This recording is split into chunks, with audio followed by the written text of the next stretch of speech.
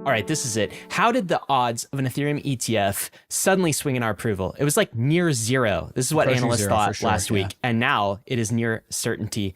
I think in order to tell this story, we have to pick up where we left off. So where did we leave off with political momentum in DC? I think this is an important part of the story.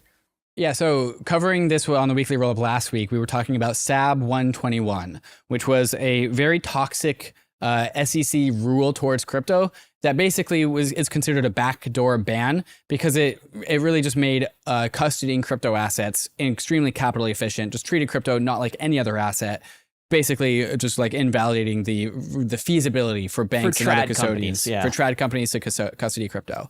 This bill to repeal SAB 121, which was an SEC rule, this bill to repeal it was voted on in the Senate. And we got a final vote of 68-30 in order to repeal the vote. Now, the Biden administration has said that if the vote went this way, that there was indeed a vote to repeal, that Biden would then go and veto it. But the surprising thing is how many Democrats in the Senate defected from Biden's stated from party lines, saying that he's going to veto the bill. Well, the Democrats, a good chunk of them, more than what the Democrats should be comfortable with, just didn't care about Biden's statement and voted to repeal it nonetheless. So that bill, SAB 121, is going to Biden's desk. He has to either sign it, which will repeal it, or veto it by Monday. But the point is that the Democrats in the Democratic Party have expressed alignment with the crypto industry and disagreement with Biden's stance towards crypto. That's where we left off. So we talked about this in last week's roll-up, but analysts really hadn't brought this political analysis into the odds of an Ethereum ETF approval. And why not? It's because it's basically a week before the deadline for approval, and they're not seeing anything. They're not seeing anything from the SEC. They're not seeing updated filings. So basically, the odds of approval felt like on Friday, last Friday, were like 0%. But Polymarket had it at 7%. Yes, but David, you and I talked about the potential in the roll-up last week. Can we do it? Can we play the clip? This was all you, bro. This is one of the best Ryan Sean Adam calls I have ever heard. And I think you had to be a little bit like muted about it, but I think you actually kind of like really wanted to believe this more than you were willing to let on. Let's go pull out this clip from last week's weekly roll-up where Ryan laid out this exact scenario. Let me give you two tail outcomes that could happen. Sure. Okay, tail I guess positive and a tail negative. All right. Yeah. So the tail event on the good side would be approval. All right. And this is not very likely to happen. I definitely give it under like 5% odds, but there is a chance here, David. And here's what I think it is. If, and this is a big if, Biden and the Democrats wake up, it's 11th hour, they realize that their party is getting painted as the anti-crypto party. And this becomes a which November. Wins them 0 votes. Wins them 0 votes. They only lose votes. They only lose money. And Trump steps in and tries to make this a wedge issue. If they want to counteract that, they might actually put some political pressure on the SEC and Gensler to just throw a bone to crypto, just approve the ETF. Right. Okay? Just like call off Gensler. Hey, you can let this one slide. If you don't, it'll hurt us. Come November is not worth David. That is exactly what I think happened. Exactly what happened.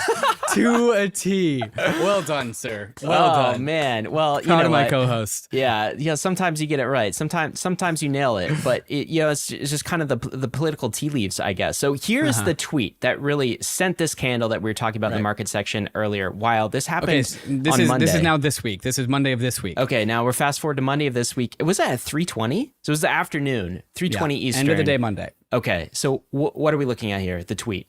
Eric Balachunas, who's one of the 2 ETF commentators out of Bloomberg, they're just ETF experts, have risen to fame since the incoming Bitcoin ETF. He goes, update, James Safer and I are increasing our odds of a spot Ether ETF approval up to 75%, up from 25%, hearing chatter this afternoon that the SEC could be doing a 180 on this increasingly political issue. So now everyone is scrambling like us. Everyone else assumed they'd be denied. See Nate's tweets below for probably order of events. But again, we're capping at 75% until we see more, for example, filing updates. And so I have a notification turned on for Eric for exactly tweets like this. Yeah. And we were in a meeting. Had like our podcast like scheduling meeting or something.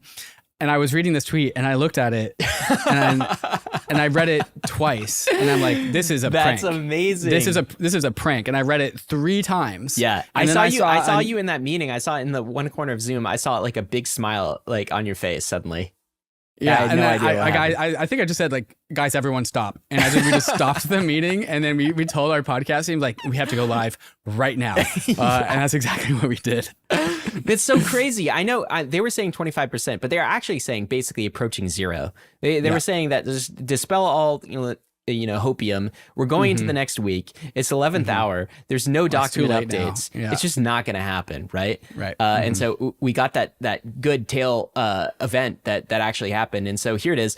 Ether ETF filing process sees abrupt progress. So suddenly everybody's updating their paperwork. At the end of Eric Balachunas' tweet, he says, we are capping our odds at 75% until we hear more. For example, something that we would need to see in order to have a higher than 75% is filing updates. The next thing that happened, filing updates. We got filing updates. That was like the later in the week, right? That was like Tuesday and Wednesday, all of these filing updates pouring in. So what happened behind the scenes, apparently, is the SEC had a change of heart. Who knows why? Who knows who called Gary Gensler? Yeah, but all of a sudden, the SEC is phoning up the issuers of Ethereum ETFs, BlackRock, Fidelity, Bitwise, VanEck, Galaxy, ARK21.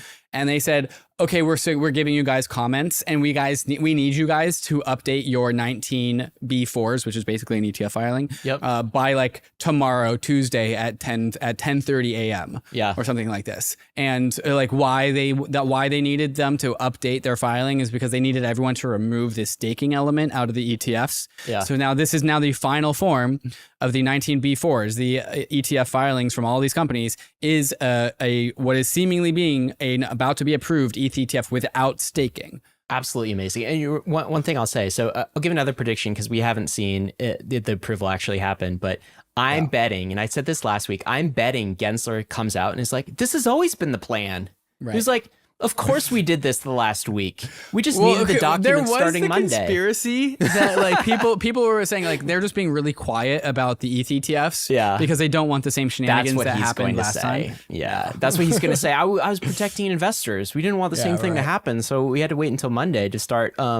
We didn't want the Cointelegraph intern market manipulating stuff again. Whatever Gensler says, at least he's going to approve it. Okay, and if you don't believe us that there's some political pressure, I mean, look at this letter. This is what I call political pressure. Dave, this is a political pressure inside of a document. Yeah, a bipartisan group, House of Lawmakers from Congress. So this is led by Majority Whip Tom Emmer and also some Democrats. That is basically to address to Gary Gensler and the SEC saying, you guys should approve the ETF. Right. That was just this please morning, approve Thursday. the ETF. Yeah. Yep. This was sent this morning, Thursday morning, the day of the ETF approval. Interestingly, it says the letter is urging the SEC to approve spot Ether ETFs and other digital assets because it offers investors crypto access in regulated, transparent, and safe formats. Highlighting other digital assets. So not just Ether, they're saying like, hey, like be warmer to crypto. Yeah. If it's possible for Bitcoin and Ethereum to cross the gauntlet towards a decentralized network, then it should totally be possible for other assets to do that as well. And those should, in the fullness of time, have ETFs as well. This is a trad media commentator, I think from like Fox Business or something. This is his take. If the SEC does approve the ETH spot ETF, it will be one of the biggest regulatory 180s in recent SEC history and proof that the crypto crowd is a legitimate voting block, securities lawyers tell me. That's what he said. I think that's exactly what it is, and Trad Media is reporting it as such too. If you enjoyed all of that, then you'll absolutely love the Bankless newsletter. Join over 300,000 fellow readers, all for free. Click below to sign up.